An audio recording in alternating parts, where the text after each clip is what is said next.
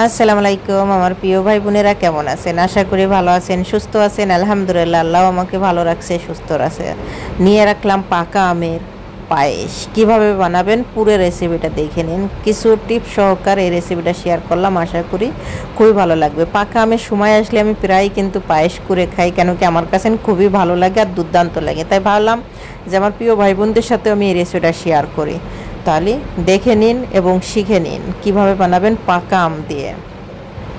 আর রেসিপিটা যদি ভালো লাগে অবশ্যই শেয়ার করে দেবেন, অন্য মানুষের দেখার সুযোগ করে দেবেন। বিসমিল্লাহির রহমানির রহিম।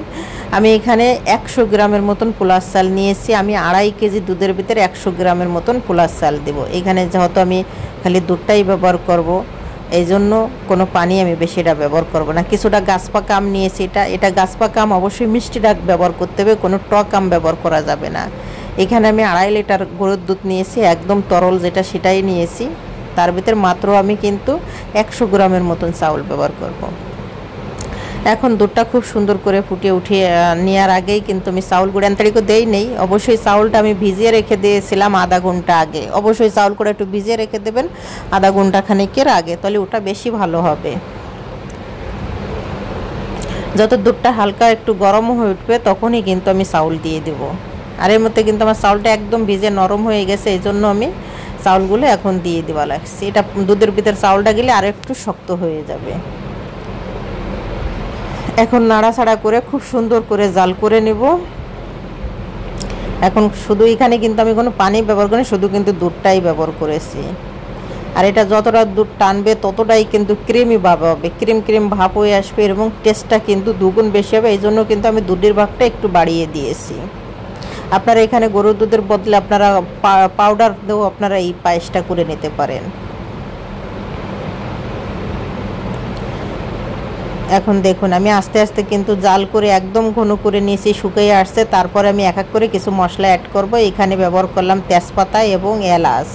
মুখটা ফাটিয়ে আমি 2টা তেজপাতা 3 থেকে 4টা হয়তো এলাচ ব্যবহার করছি, মুখটা ফাটে। স্বাদ মতন লবণ এবং আমি চিনি ব্যবহার করলাম 1 বাটি। আপনারা চিনি আপনারা মিষ্টি অনুযায়ী চিনিটা ব্যবহার করবেন কতটা। এখানে চিনির বদলে আপনারা গুড় দিয়েও করতে পারেন, সেটাও কিন্তু ভালো একটা টেস্ট হবে, কিন্তু কালারটা সেরকম আসবে না। আমের যে কালার সেই কালারটা আসবে না। এই জন্য চিনিটাই বেশিরভাগ দেওয়ার জন্য চেষ্টা করবেন। সামান্য একটু কেওড়া জল ব্যবহার করতেছি, এটা অপশনাল, এটা আমার কাছে ভালো লাগে এর গ্রানটা, এই জন্য আমি ব্যবহার করেছি। তারপরে এখানে আমি কিছুটা বাদাম, এটা কাঠবাদাম, কিছুটা বাদাম আমি এখানে গুঁড়ো করে রাখছিলাম, তাই কিছুটা বাদাম দিলাম একটু টেস্টের জন্য। আর দিয়ে দিলাম কিশমিশ। আপনাদের হাতের কাছে যদি না থাকে আপনারা এটা স্কিপ করতে পারেন, কোনো সমস্যা নেই। এখন আমি আর কয়েক মিনিট ধরে জাল করে আরেকটু ঘন করে নেব। চিনি দেওয়ার পর কিন্তু একটু পাতলা হয়ে যায়। অবশ্যই চিনিটা চেখে নেবেন যে কতটা মিষ্টি আপনাদের প্রয়োজন। মিষ্টি অনুযায়ী আপনারা কেমন মিষ্টি খান সেই অনুযায়ী চিনিটা ব্যবহার করতে হবে। আরেকটু আমি জাল করে নেব, প্রায় ঘন হয়ে আসছে, কেন কি চিনি দেওয়ার পর পাতলা হয়েছে, এই জন্য একটু জাল করে নেব। এর ভিতরে কিন্তু আমগুলো আমি খুব সুন্দর করে কিন্তু কেটে নিয়েছি। দেখুন আমগুলো আমি হাত দিয়ে একটু এরকম টিপে একটু ভেঙে নিয়েছি। এটা কিন্তু ব্লেন্ডারে দেওয়া যাবে না, দিলে কিন্তু একদম পেস্ট হয়ে যাবে, কিন্তু পেস্ট বানাবেন। এটা আমি পায়েস দিয়ে রান্না করে একদম আলাম আলাম থাকবে, যখন গালে পড়বে তখন আরও বেশি মানে টেস্টফুল লাগবে। এই জন্য এই পথেই কিন্তু পায়েসটা রান্নার জন্য চেষ্টা করবেন। এখন আমার পায়েসটা কিন্তু প্রায় হয়ে গেছে, কমপ্লিট হয়ে গেছে। আর কতটা ক্রিমি দেখছেন, দেখেই বুঝতে পারছেন যে 2.5 লিটার দুধ, এর ভিতরে আমি মাত্র 100 গ্রাম চাউল দিয়েছি। যখন পায়েসটা হয়ে গেছে একদম পারফেক্টলিভাবে, তখন কিন্তু আবার এখানে একটা কথা আছে, যদি এমন আছে কত সময় আমটা কিন্তু ফেটে যায় টকের জন্য, দুধটা কিন্তু একটু আমটা চেখে নেবেন যে টক না মিষ্টি, মিষ্টি আম দেওয়ার জন্য চেষ্টা করবেন। আমি জাস্ট 1 মিনিটের জন্য পায়েসটা নামিয়ে রেখে দিয়েছিলাম। তারপরে কিন্তু আমটা দিয়ে আমি খুব সুন্দর করে মিক্স করে নিয়ে এখন আবার আমি চুলে উঠেই দিয়েছি। এখন 2 মিনিট জাল করে নিয়ে আরেকটু আমি বাদাম দিয়ে দিলাম, এটা কাঠবাদাম, আরেকটু বাদাম এখানে দিয়ে দিলাম, খুব টেস্টফুল হবে দিয়ে। এই জন্য দেখুন আম দেওয়ার পর দেখ খুব সুন্দর কিন্তু একটা কালার আছে। এটা কিন্তু অরিজিনাল আমের কালার, কিন্তু এখানে কোনো আমি এখানে কোনো ব্যবহার করি না, কোনো কালার কোনো কিছু ব্যবহার করি না, জাস্ট এটা আমের কালার। কিন্তু দেখেই আপনারা বুঝতে পারছেন কত লোভনীয় হয়েছে, একদম খিসের মতন লাগবা লাগছে, দুধই একদম মানে আমার চালটা একদম খিসে খিসে মনে হয়ে গেছে। চালটা ঠিকই পাওয়া যাচ্ছে না, আমি এটা চাউল দিয়ে রান্না করছি, এত সুন্দর হয়েছে।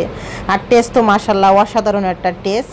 অবশ্যই একবার হইলে এই পাকা আম দিয়ে এভাবে একবার হইলো বানিয়ে নিন। উপর থেকে আমি একটু গার্নিশের জন্য একটু কিশমিশ দিয়ে দিলাম। আম তো দেখা যাওয়া লাগছে একদম মানে কাটা কাটা আম পুরোটাই দেখা যাওয়া লাগছে, অসাধারণ একটা রেসিপি।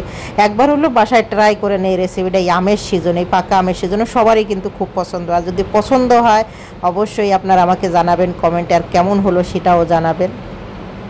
সবাই সবসময় ভালো থাকবেন, সুস্থ থাকবেন। আল্লাহ কাছে দোয়া করে আল্লাহ আপনাদের ভালো রাখুক, সুস্থ রাখুক। আর অবশ্যই আমার চ্যানেলটা সাবস্ক্রাইব করে আমার পাশে থাকেন। আল্লাহ হাফেজ।